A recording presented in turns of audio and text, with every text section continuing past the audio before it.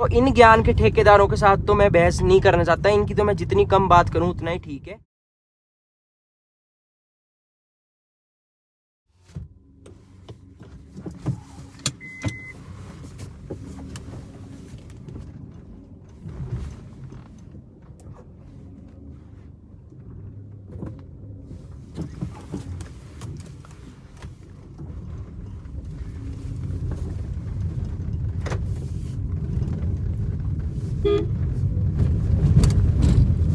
Good afternoon everyone, I hope you all are driving safely. तो जैसे कि आपने वीडियो का टाइटल पढ़ ही लिया होगा, आज हम लोग बात करने वाले हैं कि क्या कुछ पॉइंट्स होंगे जो कि आपको दिमाग में रखने चाहिए बिफोर बाइंग अ ग्लैंजा। तो सबसे पहला जो हमारा पॉइंट आएगा इसमें वो होगा DRL के ऊपर। हालांकि ये पॉइंट मैंने अपनी पिछले वीडियो में कवर भी किया था कि जो बलिनो का अल्फा वेरिएंट है और ग्लैंजा का जो V वेरिएंट है, मतलब जो बिल्कुल top of the line variants होते हैं, उनमें ही DRL मिलेंगे। और जो जेटा और टोयोटा ग्लैंजा का G वेरिएंट है उसमें DRL नहीं, ये पार्किंग लाइट्स मिलती है। मैं आपको दिखाता हूँ, wait let me show you. जब ये लाइट्स इस पोजीशन पे होगी पार्किंग लाइट्स वाली पे, तभी ये गाड़ी के DRL या फिर आप कह सकते हो parking lights to be very precise, तभी ये ऑन रहेंगे।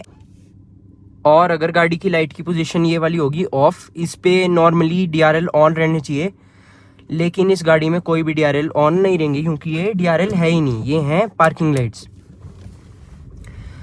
ये पॉइंट मैं मानता हूँ कि इतना ज़्यादा कोई बहुत ही बड़ा पॉइंट नहीं है कि इससे आप गाड़ी छोड़ ही दोगे, मतलब कि इस गाड़ी में पार्किंग लाइट्स और DRL। कई लोगों को तो फ़र्क भी नहीं पड़ता, जैसे अब मेरे को भी आदत हो गई है। मैंने भी अगर गाड़ी चलानी होती है तो मुझे आदत है कि थर्ड पोजीशन पे लाइट को रखनी है, तभी पार्किंग लाइट्स ऑन रहेगी, क्योंकि भाई पैसे दिए हैं तो मैं भी चाहूँगा कि मेरी गाड़ी जितनी बढ़िया लग सके उतनी लगे। लेकिन कई लोग होते हैं जैसे कि मैं, जो कि छोटे छोटे पॉइंट्स के लिए गाड़ी स्किप कर सकते हैं। जैसे मैं ले रहा था टोयोटा टाइजर, जो कि फ्रॉक्स का रीबैश्ड वर्जन है टोयोटा में, तो मैं वो परचेज कर रहा था। और मुझे अगर ये वाला पॉइंट पहले पता होता तो शायद मैं इस गाड़ी को ना भी लेता, शायद मैं इस गाड़ी को स्किप कर देता, क्योंकि मैं टोयोटा टाइजर भी ले सकता था। मेरे पास दो चॉइसेस थी और मुझे गाड़ी काफ़ी सिमिलर सी लग रही थी। 19-20 का फ़र्क था गाड़ी में, तो मैंने गाड़ी ये वाली ले ली। Coming on to the next point, जो कि है बिल्ड क्वालिटी। अब अगर आप कोई भी मारुति सुजुकी की गाड़ी ले रहे हो या फिर मारुति सुजुकी के रीबैश्ड वर्जन्स, जो कि जैसे कि मैं चला रहा हूँ टोयोटा ग्लैंजा, और आपने अपने किसी फ्रेंड या फिर रिलेटिव वगैरह को बता दिया, किसी जानने वाले को ओवरऑल बता दिया आपने कि मैं ऐसे से ये गाड़ी ले रहा हूँ। अब सबसे पहले वो बंदा क्या बोलेगा आपको? कॉन्ग्रेचुलेट नहीं करेगा। वो बंदा सबसे पहले आपको बोलेगा कि भाई इस टीन के डब्बे से बढ़िया तो ये गाड़ी ले लेता, तू वो गाड़ी ले लेता, और इस गाड़ी में तो मर जाएगा, यमराज को प्यारा हो जाएगा। तो इन ज्ञान के ठेकेदारों के साथ तो मैं बहस नहीं करना चाहता, इनकी तो मैं जितनी कम बात करूँ उतना ही ठीक है। ये वो लोग हैं जो कि घर पे रजाई ओढ़ के बैठे रहेंगे आराम से, और जो भी गाड़ी आप लोगे उसके बारे में इनके पास कुछ ना कुछ कमेंट्स है करने को। आपको बेसिकली पोक करना है इन्होंने। आप टाटा की गाड़ी ले आओ, ये बोलेंगे भाई तू तो सर्विस सेंटर के चक्कर काटता रहेगा, तेरी गाड़ी तो महीने में सर्विस सेंटर भी खड़ी रहेगी 20 दिन, 10 दिन तेरे पास होगी। What nonsense. और युंडई को बोल देंगे कि ये युंडई नहीं है, युंडाई है।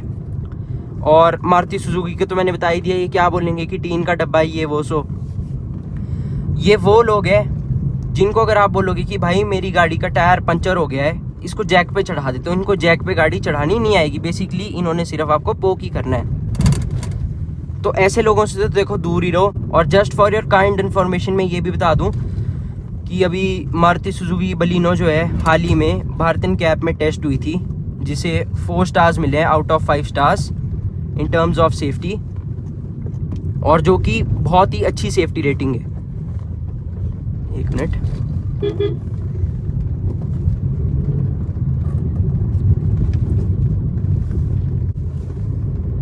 और रही बात सेफ्टी की, तो भाई ये गाड़ियां हैं रोड पे चलने के लिए बनी है, जंग लड़ने के लिए नहीं।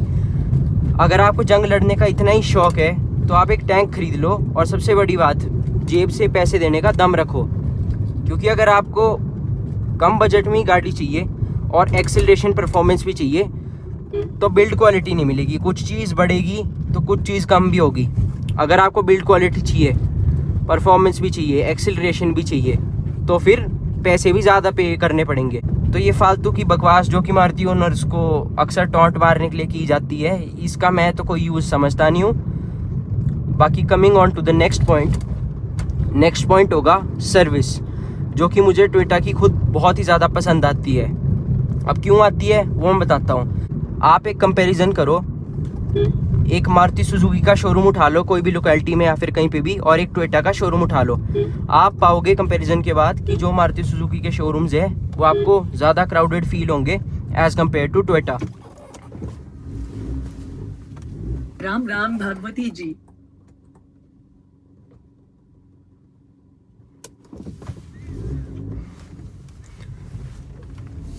अब जो लोग बोलते हैं ना कि टोयोटा को पैसे एक्स्ट्रा दिए थे वो कहाँ गए, तो भाई वो यहाँ गए। जब आप गाड़ी की सर्विस कराने जाते हो ना, तो जो आपको कंफर्ट मिलता है टोयोटा के शोरूम में, मतलब लेस क्राउडेड होते हैं टोयोटा के शोरूम्स। ये तो हो गया एक जनरल पॉइंट। अब अगर मैं अपने एक्सपीरियंस की बात करूँ तो मेरे कई जानने वाले हैं जिनके पास मारुति सुजुकी की गाड़ियाँ हैं, तो वो भी ऐसा कंप्लेंट करते हैं। और मैंने खुद भी ये चीज़ देखी है अपनी लोकेलिटी में कि जो यहाँ मारुति सुजुकी का शोरूम है और सर्विस सेंटर है वो एक ही है, और उसमें जो प्रेशर वॉशिंग की गन है वो भी ख़राब है। तो वो लिटरली वो बंदे बाल्टियाँ मार रहे होते हैं गाड़ी पे, और ऐसा नहीं कि ख़राब है, वो इंटेंशनली उसको रिप्लेस नहीं करवा रहे।